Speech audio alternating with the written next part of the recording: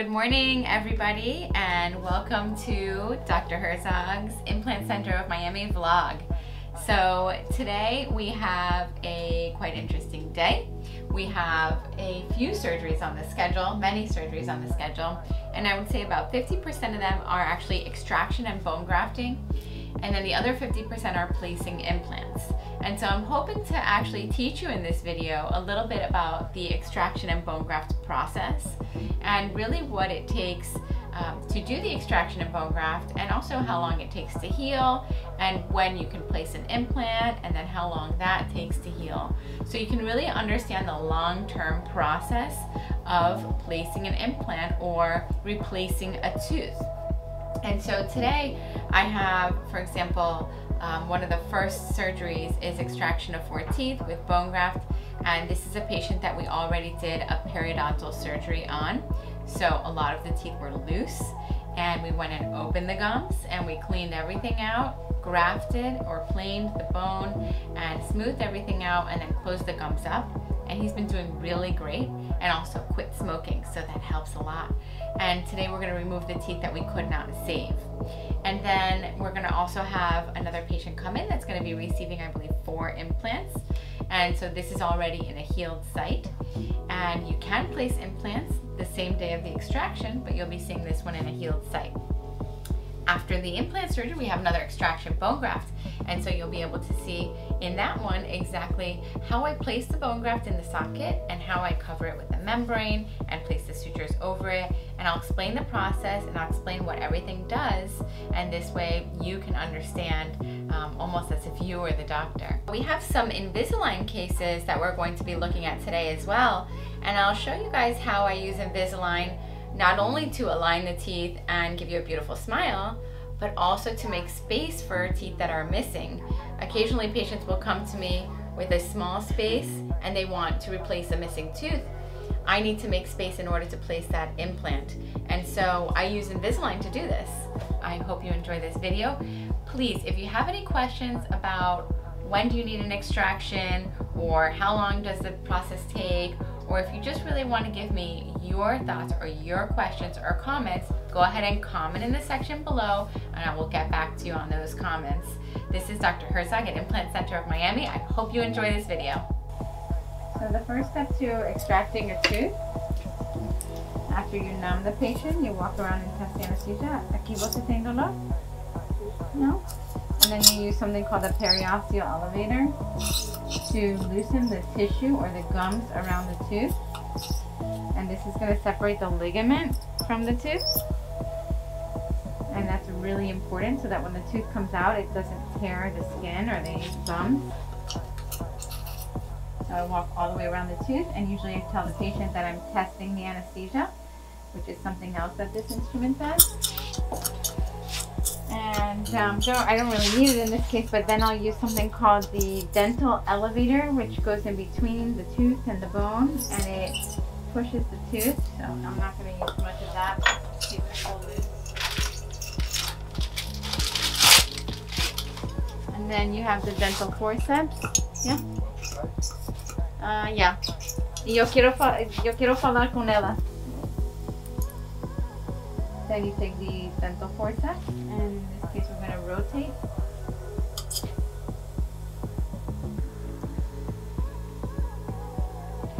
When the tooth has just one root, you can rotate the tooth out.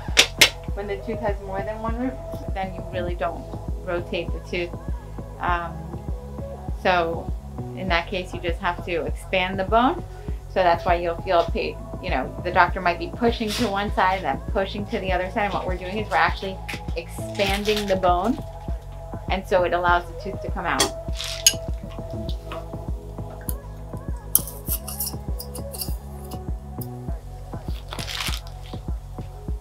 you hold the tooth and then just expand to one side and then expand to the other side, and then the tooth comes out. Okay, and this tooth has 2 roots, so you really don't rotate too much. You don't want to fracture the roots of the tooth. The next step after you extract the tooth is to clean the socket. The socket is sometimes filled with cyst-like material or infection. It can have pus. It can have ingrowth of the gums. And it always has a ligament or ligamentous material that is in the socket attached to the bone. And this is something that you want to remove so that the bone graft material can stick straight onto the bone and not onto the ligament. This creates for better integration. In the past, we used to say that you didn't want to suction in the sockets because you didn't want to lose the blood clot. But now we know that we need to clean if we're placing a bone graft. So we always do that. The next thing I do is irrigate with chlorhexidine or disinfecting material liquid, and I just irrigate straight into the socket on my assistant section, and this will just get any residual bacteria out of there. So this bone has been irradiated, which means that there is no viable cells remaining in the bone graft material. If I could describe it, I would say it looks like dry grits or powder-like material. So you never want to place the bone graft material dry right into the socket. What you want to do is moisten it with a sodium chloride or saline, because if you try to put it dry, it really will just fall off of your instrument, and also it won't be easily placed into the socket. This is the saline, so this is sterile saline, and we just put a couple of drops.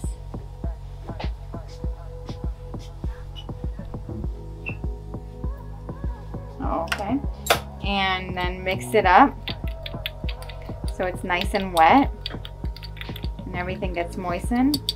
And then obviously this is too much saline, so go ahead and take a sterile 2x2 and just touch the saline, and that dries out the excess. And now you can see it's much easier to handle. And she's just placing the bone graft material right over the socket, and then with my instrument called a condenser, I'm condensing the bone down into the socket where the tooth was. Again, we'll dry the area with a sterile 2x2 and just condense the bone down into the socket.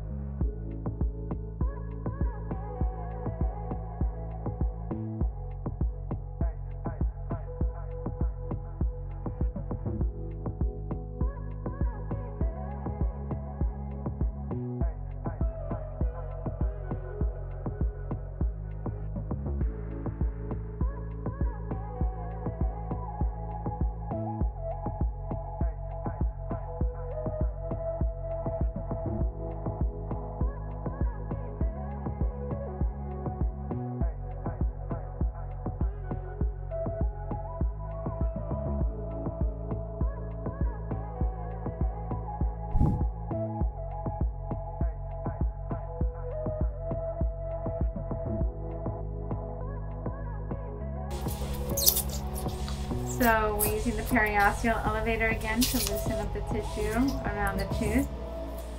We're going to take out the two front teeth here. Vamos a sacar los dos dientes de adelante. Solo vas a sentir.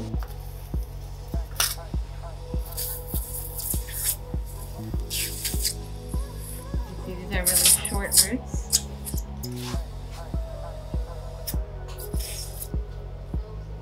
¿Le duele algo? Me avisas, ¿ok?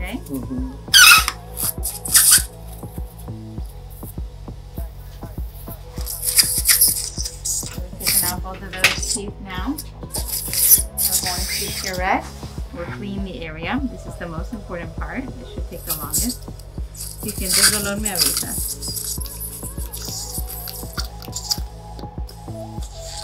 ¿Sientes dolor ahí? No.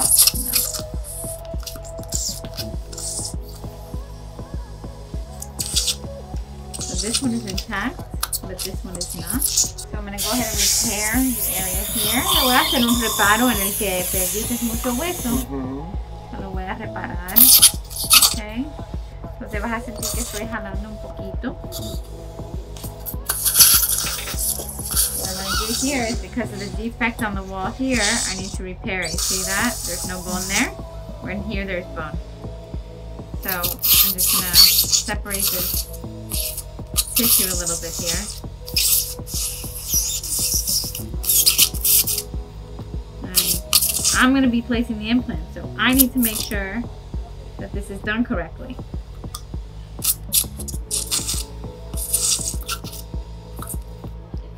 This is why it's best to go to one provider for everything. What happens if you leave this tissue?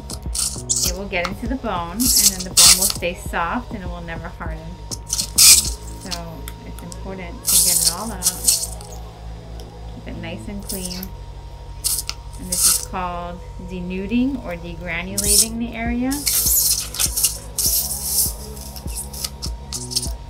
Okay, so this is nice and clean now. And I have a little pocket between my flap and the bone. And that's where I'm going to sneak in the membrane. What we're going to do is I'm going to put about 0.25 or half cc here. And we'll probably toss the rest unless we need it on the other side. And we're going to put about, this is another type of bone graft material called xenograft, and this is from a cow. And I'm going to go ahead and mix that in to the allograft or human-derived bone graft. So we're going to mix that together. Saline. And then we're going to go ahead and wet it. And this is the sterile saline that we're using to wet it. Go ahead and mix with my periosteal elevator. Okay.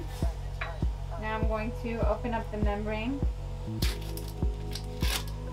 This is the 15 by 20 membrane that comes in here. And the membrane looks just like a piece of paper. I like to trim the corners from the membrane so that the body doesn't see it as a foreign object or create more inflammation around it. And I will moisten the membrane with the saline. Okay, so I'm going to take the membrane and I'm going to tuck it between the bone and the tissue.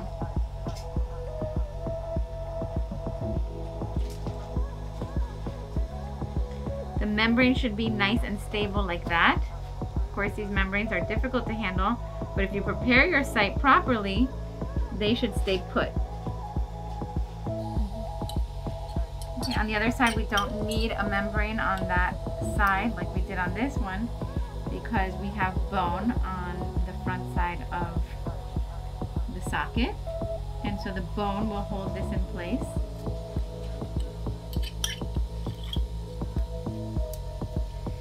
And the reason why I mixed the two bones together is because xenograft, because it's derived from a different type of animal, it doesn't dissolve as easily. Bone doesn't really dissolve, but the body will actually resorb it, which is the right word. But just to make it easy to understand. So,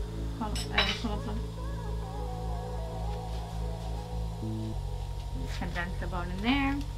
here as well. I don't want to overstuff it because then I won't be able to close it. I hope this episode is not too gory for you guys. You can see the membrane is now sitting in its place nice and neat. And docs, if you're watching, sometimes it'll pop up. Don't worry about it. We can always just tack it down with a suture. So these are the soft tissue forceps, which is what you should be using. And the Vicryl suture prevents any inflammation in the site of the suture. There's no inflammatory response to this material.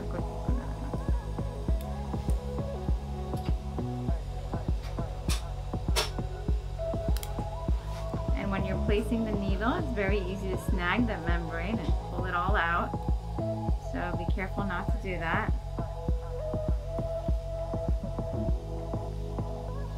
You want to take a big bite so that your stitches don't rip.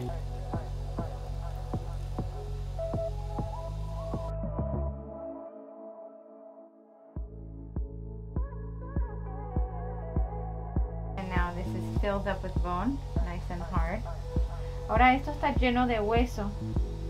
So before you do your bone grafts, you know, your doctor might tell you have a severe defect, or we're just going to be preserving the site so you don't get a defect.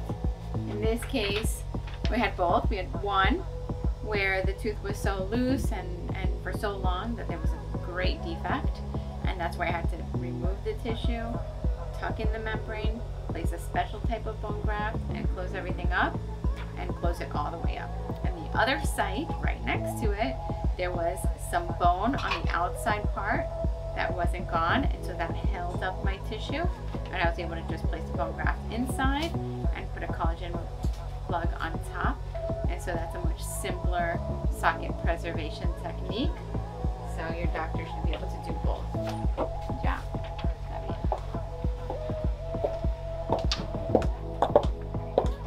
So in this case, you know, this is the Implant Center of Miami, and a lot of the times people are missing teeth, but they don't have enough space for an implant, which is one of the main reasons we provide Invisalign. So you take a look at this case, you know, maybe you wouldn't notice, but his smile is completely crooked. All these teeth are off to the side, and he has a lateral incisor here with a canine, but then he's missing the lateral on this side.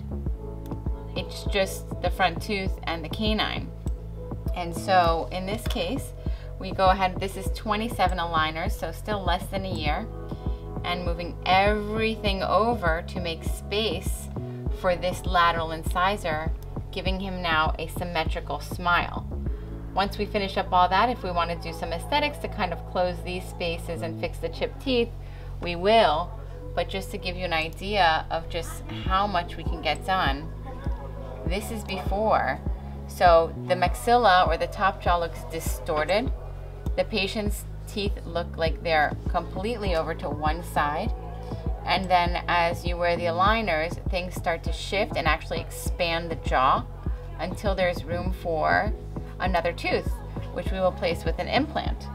And when you look at the bottom, the same thing here. So this is after, and let's go to before. So a lot of people come to my office just like this. They're not missing teeth, but they have crooked teeth.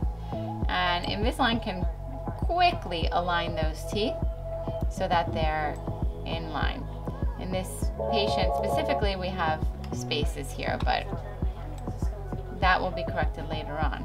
So when you have teeth that are crowded like this, you're going to get plaque and food and bacteria and debris all in between these teeth, and eventually get bone loss and lose them.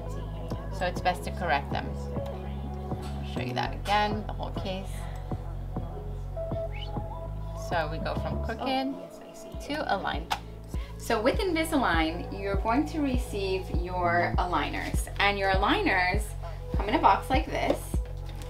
This is how we receive them. These are actually my aligners. I haven't placed them in my mouth yet. I'm just waiting for the moment to do it, but you know what they say, the shoemaker's son with no shoes. I haven't had time to actually have the Invisalign placed in my mouth. So it comes with the treatment requirements, and this will tell the doctor exactly where to place attachments. Attachments are these white composite kind of like rocks that are attached to the teeth. They're pretty much invisible. In most patients, I don't like to place them on the front teeth unless I absolutely have to. So in my case, I opted not to place them on the front teeth because I don't need so much movement there. I'm just tweaking up a little bit. So we have the Invisalign instructions, which you'll receive, and then we get the aligners. These are all the aligners. In my case, I have 17 aligners. Each aligner is worn for a period of 10 days to 2 weeks. So that means that I'm going to be wearing this for at least 170 days, which is not bad. So that's, you know, only about half a year or so. When you open this up, there is something called the attachment template. And the attachment template is how the doctor will place those attachments on your teeth. And they're basically made out of composite material, and we can match it exactly to the color of your tooth so that they're not visible. Then you'll receive your aligners. So this would be the first aligner in my case. And this box stays with the doctor. You don't typically receive this box unless you're an out-of-towner, in which case we might give you the whole box. You'll receive a package like this. And so in this package is a much smaller box, much sleeker box, much prettier box. And in here, you'll see it says your smile is just the beginning. And right here, you'll have your case. This is the case where you will place your aligners when you're not wearing them. Invisalign should be worn 22 hours a day, so you shouldn't be using this case unless you're having a meal, in which case you'll remove the aligners and place them here, slip it in your pocket, have your meal, and then pop your aligners back in. This package also comes with cleaning crystals. So if you feel like maybe you had the wrong type of smoothie with blueberries or coffee while you had your aligners on and they look a little dingy, you can go ahead and clean it with these cleaning crystals. And it's basically just a small packet of crystals, and there's instructions on how to use this. Everything's by Invisalign, okay? So let's put this back here, and now you can see that here we have some instructions and some photos that will give you the basic points on how to wear your Invisalign and a few helpful tips and how to clean it, okay? So where will your new smile take you?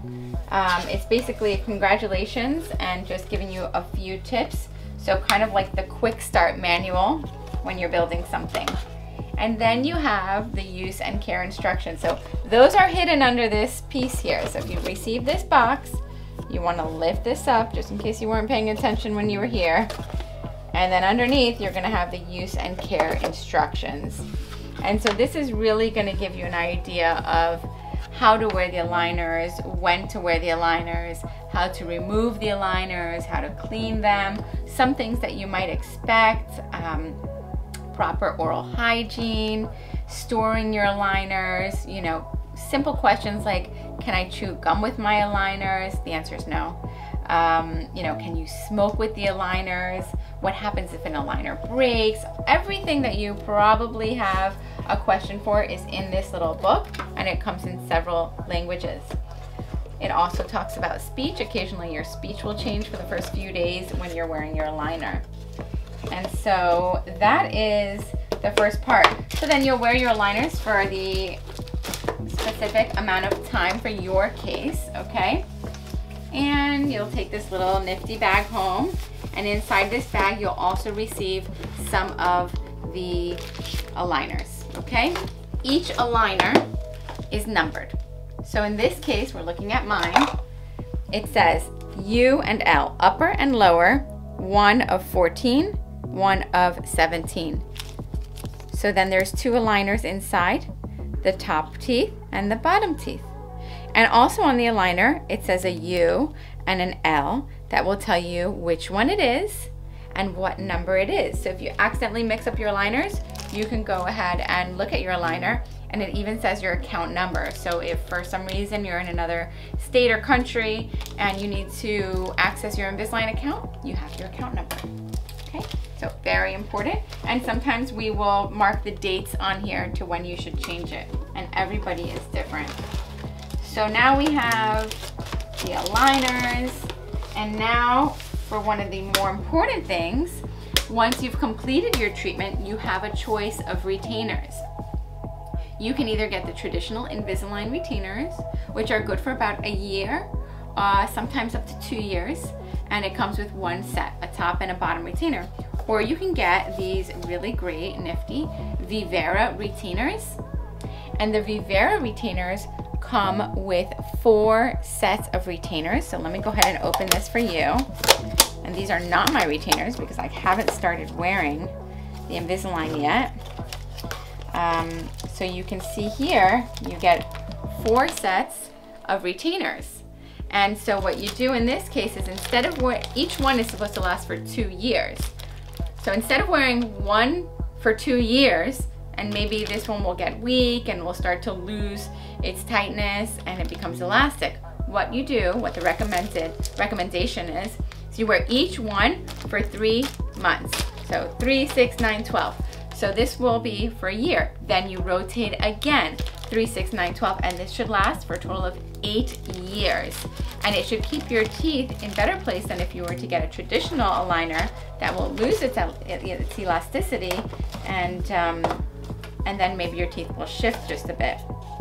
So also in that case, you'll receive, again, some cleaning crystals, which you can always buy refills for these, and your clear aligner case for your retainers, which you will keep by your bedside or by your sink, because you'll be placing them in there in the morning when you wake up.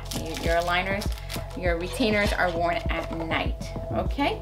So that is the gist of Invisalign. We do a lot of Invisalign in this office, and a lot of people are surprised by that. But the bottom line is, I need to be able to place the implants. And many times I can't because there isn't enough space. And the other thing is that I need to make sure that the patient's oral hygiene is spectacular. So if I'm placing implants in your mouth and your oral hygiene isn't spectacular, I am worried. And when your teeth are crowded and they're all together, you can't clean properly, you start to build bacteria and plaque, and if you have an implant beside that, it can affect the implant. And of course, it can affect your other teeth, and the goal here is to try to save the teeth. So if you have crowding or spacing or misalignment, then you can come to us and we can do your Invisalign treatment. And we do everything with a scanner. It's very quick and easy, and you get your aligners within about 2 weeks.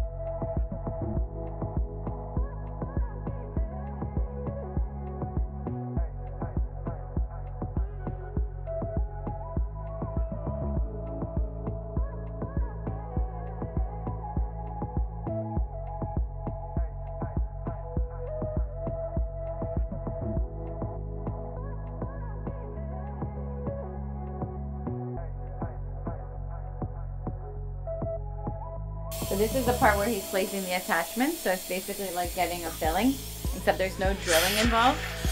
So he's etching the tooth and he's placing the chemical bonding agent on it. And then he's putting the flowable resin into the tray and putting the tray onto the teeth. And that gives the shape of the attachment. So Invisalign is very advanced in the fact that it knows exactly which shape can move a tooth in which way. So sometimes you'll have triangular attachments, sometimes you'll have square or sometimes round attachments, and each attachment does something different to move the tooth and grab the tooth and move it. And so in this case, she has the lower attachments because we didn't want anything on her beautiful upper teeth, just in case she has a photo shoot or something that's close up. I didn't want her to have to worry about any attachments in the front. Do the same thing that I'm doing for myself. And so now she's getting the bonding, and he's going to try the bonding a little bit. And then we light cure the bonding. That activates it. And the bonding sticks to the enamel of the tooth. And it just takes a second to do. And now he is going to grab the tray and place the resin material in the actual tray. And then put it in the patient's mouth. So this is the resin material here. And just placing the resin material right into the well of the attachment. See?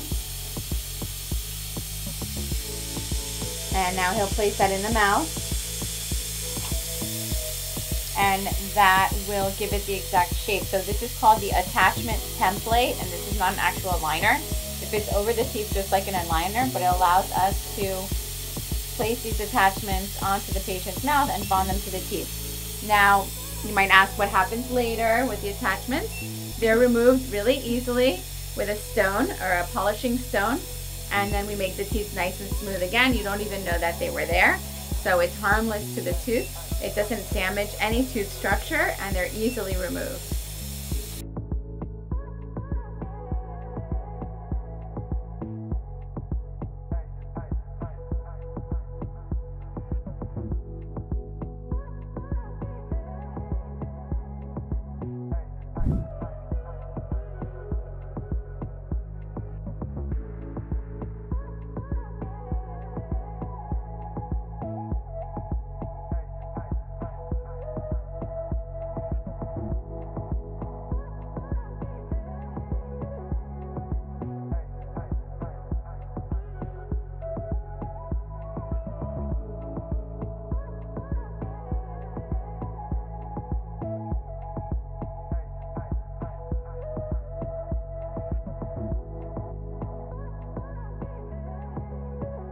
So I love immediate placement because it gives you the direction of the bone.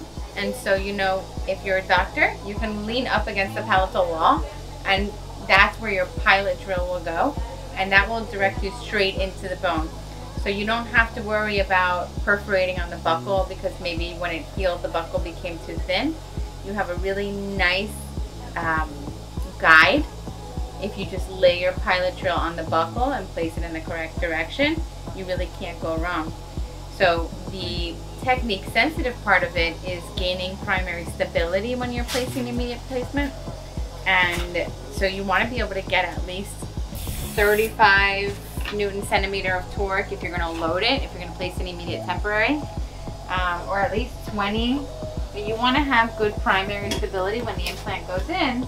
So in order to do that, you should under prep the site. Once you place the implant, then it's really important to graft the area and place a good membrane, but most of all,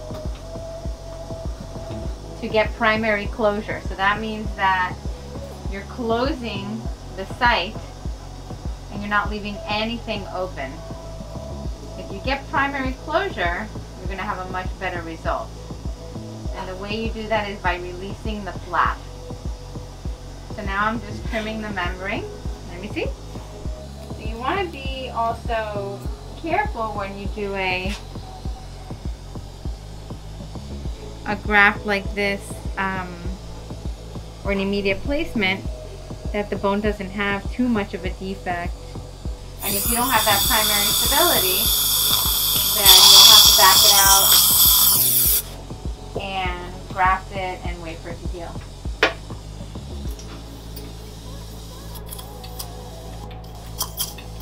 So when I place the bone graft, in this case, I don't use a condenser. I actually use my implant driver. So because it's so small, it fits right in between the implant and the bone. Are you okay? Mm-hmm. All right. It fits right in there. And this is called the gap. And it's the gap between the implant and his natural bone. And this will fill with blood and bone. But what I do is I graft it to prevent any tissue from getting in there first. So what grows faster gums, tissue, or bone? And of course the answer is gums. Gums grow faster than bone. And so by placing a bone graft material in there, we're preventing that tissue from invaginating or invading the area. You okay here? So in this case, I'm using silk, and you've seen me use quite a bit of silk today, and that's because I need good retention, and the silk does that. So even though I love Vicryl because it doesn't cause an inflammatory response, unfortunately it's not great at holding the tissue closed, and this is the most important part of this process.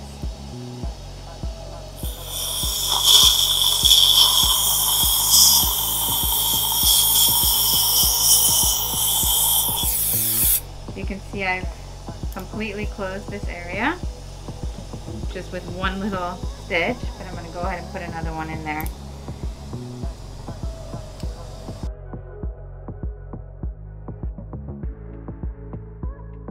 So this is a PMMA, so this is the prototype for what you will get for her final. And basically this is for the lower jaw. You can see it's beautiful. It's actually made out of a hard plastic or resin type material. It looks beautiful, it looks natural, but it's actually not the final product. She will wear this for a period of 2 to 4 weeks, and this will allow her to see if she likes it, like a test run. She'll be able to see if she likes this, if she's biting her cheek or her tongue, if it looks nice when she smiles, if she can speak well, if there's any air bubbles coming through the gums, all of these little things that might annoy you, that you wouldn't want in the final prosthesis after going through the implants and all the process. So we're gonna go ahead and try this on today, and if she likes it, she'll leave with this for 2 to 4 weeks, and this is called the PMMA, or the prototype.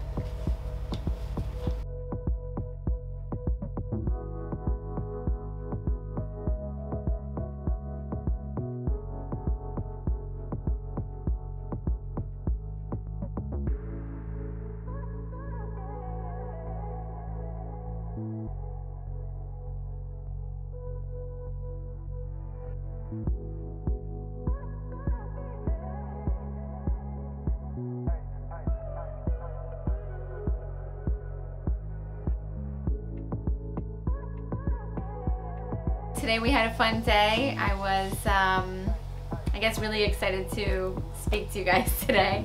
And so we got plenty of things on video. One of the main things that we spoke about was Invisalign and basically how that process works. You guys got to see Mache getting her Invisalign, and that's really exciting. So, you know, she's not one of those difficult cases or advanced cases, but she's just tweaking her smile just a little bit to make her even more beautiful. And then I explained to you the whole process of that. So hopefully you'll see mine soon, I promise, at some point. The other things that you got to see were some extraction and advanced bone grafting techniques. And so in that case, you got to see one extraction socket that was intact and another extraction socket that had lost the buccal plate or the facial plate of bone, and so I had to rebuild that area. Another thing that you guys got to see was some implant placement. Specifically, you got to see an immediate placement, so that's something that I really love to do. I love to take out teeth and place implants immediately.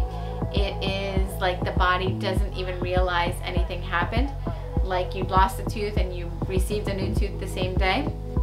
So it is more technique sensitive and definitely more for an advanced practitioner, and it's something that I feel very comfortable and I love doing. So I'm glad you got to see that today. And let's see, what else did you see? Oh, you got to see the delivery of a lower PMMA hybrid. So we deliver like 1 or 2 of those a week, and that's always really fun to do, but they don't always come in on Tuesday, so I'm glad you got to see that. But I know we have done some in the past. Patient is ecstatic about it, and she is ready to do the top now.